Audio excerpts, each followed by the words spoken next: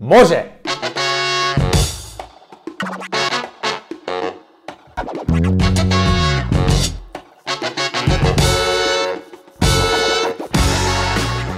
Да готвам за цело семејство цела недела, па да им менувам на сите пелени 24/7.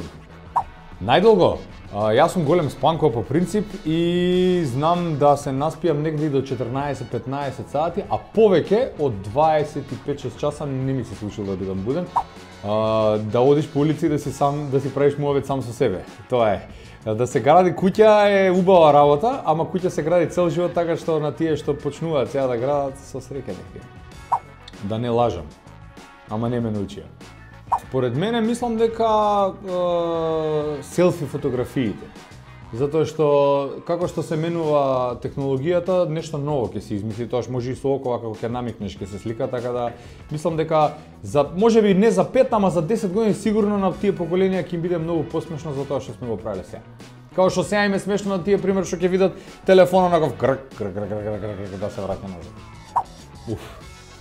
Па најверојатно некоја глупост, пошто мене само за глупост би ме уапсиле и најчесто и за глупости полиција ме застанува, дека зборам на телефон, што во право сте луѓе, значи не треба да се користи телефонот.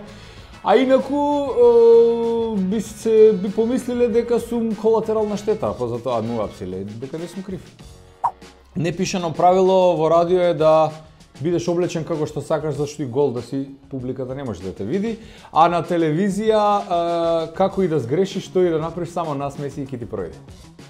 Антисоцијални работи кои што прават да висиме на едно електронско нешто и кои што прават да испуштаме многу во животот. Мислам дека никој со никого не може да се слуша и сите ќе збореа во исто време. Сега треба како манекенка нешто да кажам убав, згоден мир во светот или реално да биде? Хумористичен. 6 чаши свеж швепс, 6 чаши свеж швепс, 6 чаши свеж швепс. Уште колку пати? Добре? Најнесмасната личност што ја познавам, ќерка ми. По-несмасна не може да биде. Ти даваш каша, се мачка како да оди оние Navy Seals, да не можеш да ја познаеш. Може телефонот? Ако е нешто, купи ова, купи она. А треба и да ја покажам или може да се измислам? Браво, убав. Што? Уште треба? У принцип, јас бев многу срамешлив кога бев во училиште, значи основно кога ќе ме дигнеа да зборам, се кочев. И најверојатно од таму потекнува целата работа дека морам да работам на себе си, да научам да зборам, така што мислам дека најголем страф ми било тоа, да ме станат да зборам, без разлика дали сум учел или не сум учел. Ама се усориозивте сега одма. Дај немој за школа мавете може. Прво чека да ти кажам.